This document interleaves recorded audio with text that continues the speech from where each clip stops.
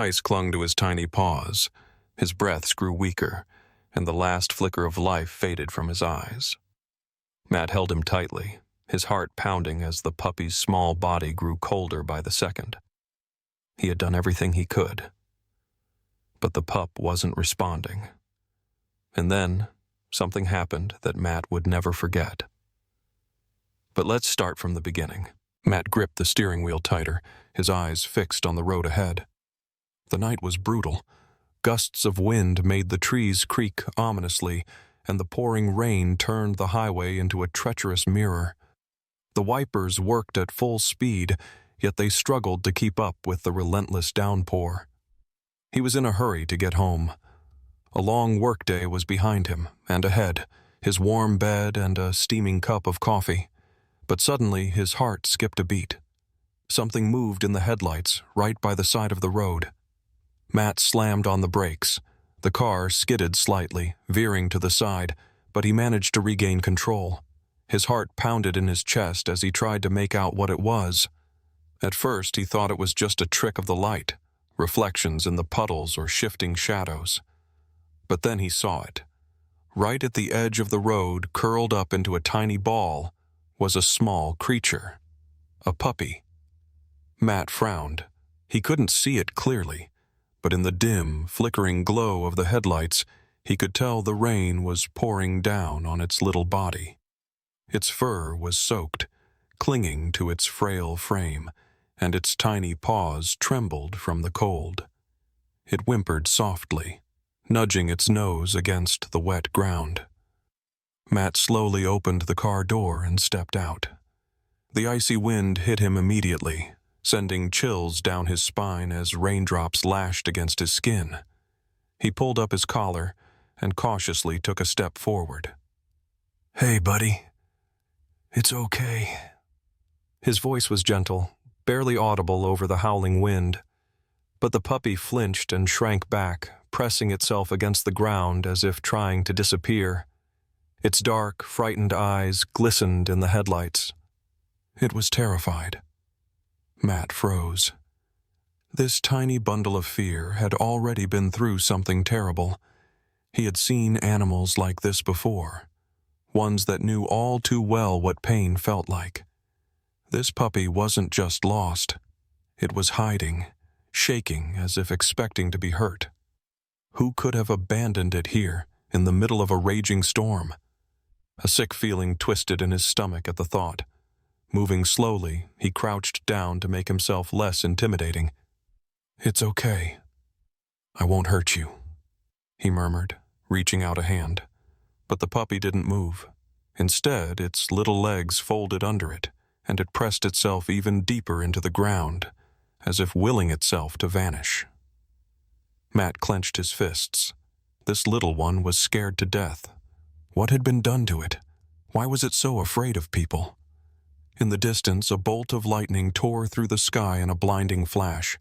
A second later, thunder roared, rolling across the landscape in a deafening boom. The puppy jolted and suddenly let out a heartbreaking, trembling whimper. Matt couldn't stand it anymore.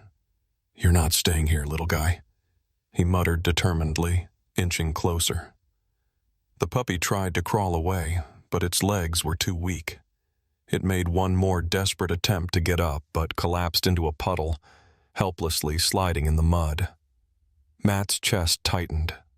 He couldn't wait any longer. In one swift motion, he scooped up the puppy, wrapping it in his jacket. The tiny body was freezing, almost ice cold. The puppy gave a weak struggle, but had no strength left to fight. "It's okay now," Matt whispered, holding it close. Its frail body trembled violently, but it no longer resisted. The storm raged on, but now the lonely, shivering little creature had a second chance. It was as if he was certain humans meant pain. Fear swirled in the tiny creature's eyes. His frail body trembled, his little paws slipping helplessly in the wet mud. He seemed to be trying to make himself smaller, less noticeable, as if bracing for a blow. Matt clenched his fists, holding back the wave of anger that surged through him. Someone had hurt this puppy so badly that even a gentle voice sent him into panic. He froze, giving the little one the chance to decide what to do. "You're safe now, buddy. I won't hurt you." For a moment, the puppy stopped moving. His eyes were still wary, but now, just for a second, doubt flickered in them. What if this human was different? Matt didn't wait any longer.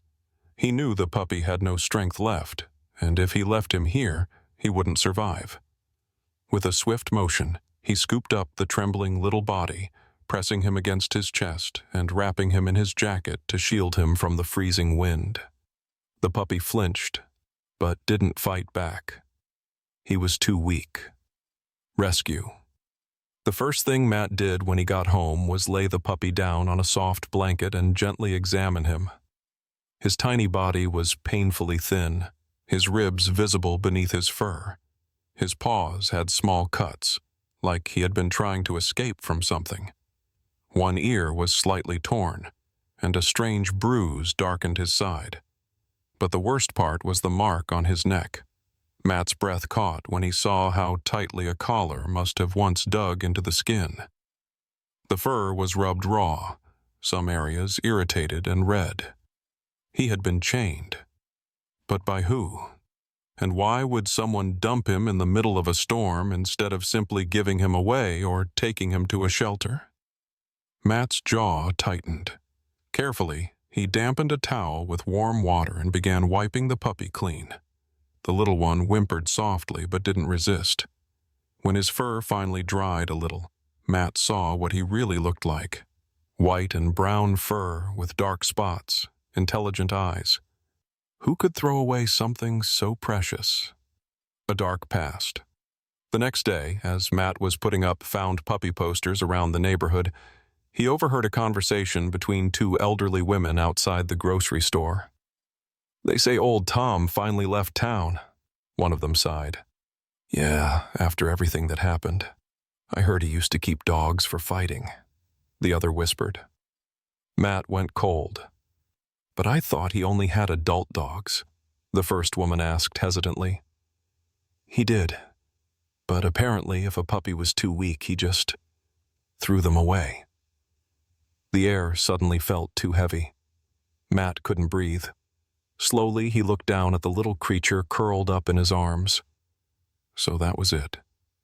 This puppy wasn't needed. Too small to fight. Too weak to bring in money. So he was simply discarded. Matt's fists clenched as rage burned inside him. But at that moment, the little pup pressed against him with a soft, fragile sigh. And Matt knew he wouldn't let this tiny soul disappear into the darkness of his past. He had a chance now. A new life was waiting. Matt woke up in the middle of the night with a strange feeling. The house was silent. Too silent. Instinctively, he reached toward the basket where the puppy was sleeping.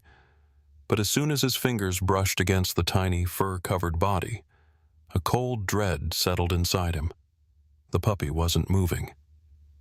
"Hey, buddy." Matt sat up quickly, leaning over him, but his heart clenched painfully. The puppy didn't respond. His tiny body felt too light, too still. He wasn't even trembling anymore like before. Matt sucked in a sharp breath. "No, no. Come on, little guy, wake up." His voice shook. He ran his hands along the puppy's sides, desperately searching for signs of life. A faint breath, barely there. He was slipping away. Panic surged through Matt. He grabbed his phone, his fingers trembling as he dialed. Clutching the puppy against his chest, he listened to the ringing tone, each second stretching into eternity. Finally, a groggy but alert voice answered. "Dr. Harris speaking." "The puppy! He's barely breathing. I don't know what to do." Matt's fear cracked his voice. The vet's tone immediately turned serious. "You need to warm him up. Wrap him in warm towels. Use anything hot. A heating pad, even a bottle of warm water. And do you have anything sweet? Honey, syrup, glucose?"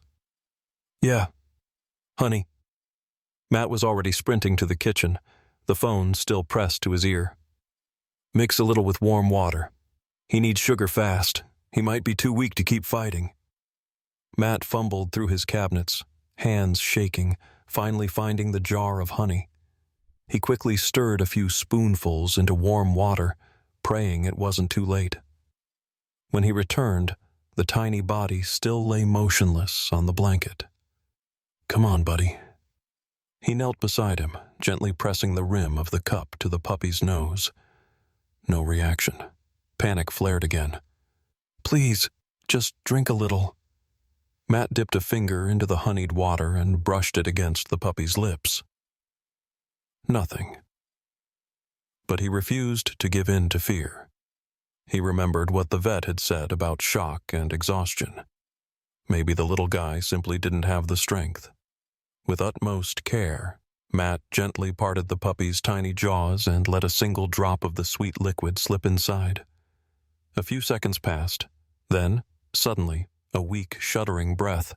Matt held his own. A tiny twitch. "That's it. Come on, little guy, just a little more," he murmured, his voice filled with desperate hope. He gave him another drop. Then another. A faint, barely audible whimper.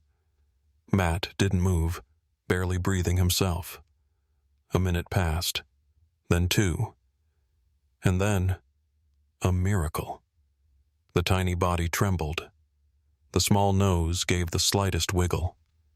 And finally, the puppy let out the softest, most fragile whimper, and weakly pressed himself against Matt's chest.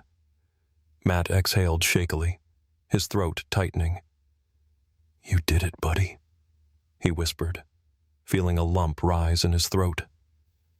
The puppy couldn't speak, but in that frail, shivering breath, in the way he nestled against him, Matt heard the only thing that mattered. He survived. 2 weeks later. Life had changed for Matt. Now, every morning didn't start with an alarm clock, but with a soft, warm nose gently nudging his face. Lucky, his name now, never let Matt sleep past his wake-up time. He'd bounce beside the bed, his tiny tail wagging furiously, letting out barely audible whimpers as if pleading to be noticed. Matt would groan, pull the blanket over his head, but within seconds, he'd give in, smiling. All right, little guy. I'm up," he'd mumble as Lucky licked his cheek before hopping onto the bed and curling up on his chest. The puppy had changed. His once fragile, trembling body had grown stronger. The fear in his eyes was gone, replaced by pure joy, bright and boundless, the kind that made Matt smile just looking at him. He no longer flinched at sudden movements. He didn't retreat into a corner when he heard footsteps. He wasn't afraid of being hit, wasn't expecting pain with every approaching shadow.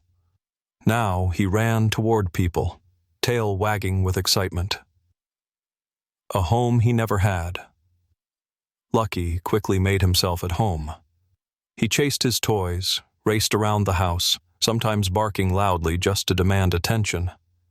There were no more chains, no more fear, no more loneliness, only warmth, laughter, and love. Matt often caught himself just watching him sleep soundly, curled up on a soft blanket, watching him play, leaping clumsily when he failed to catch his ball, watching him race to the door the second he heard keys jingling, knowing his person was home. But most importantly, Lucky wasn't afraid anymore. There was a time when he flinched at every quick movement, when he cowered and tucked his tail between his legs if someone reached out to him. Now he didn't just allow people to pet him, he asked for it. Now he was falling in love with a world he once feared. An unexpected visitor. That evening, Matt sat on the couch, flipping absent-mindedly through a book. The fire crackled in the fireplace, filling the room with a soft, golden glow. Lucky, usually full of energy, was surprisingly calm. He wasn't playing with his ball, wasn't gnawing on his favorite slipper, wasn't begging for attention. Matt turned a page, barely noticing when something warm pressed against his legs. Lucky. The puppy carefully climbed onto the couch, then, hesitantly, onto his lap. He hesitated for a moment, as if checking whether this was okay, then let out a quiet, content sigh and curled up against Matt's chest. Matt froze. He felt the small body relax. He could hear the tiny heartbeat, steady and soft. Lucky had never done this before.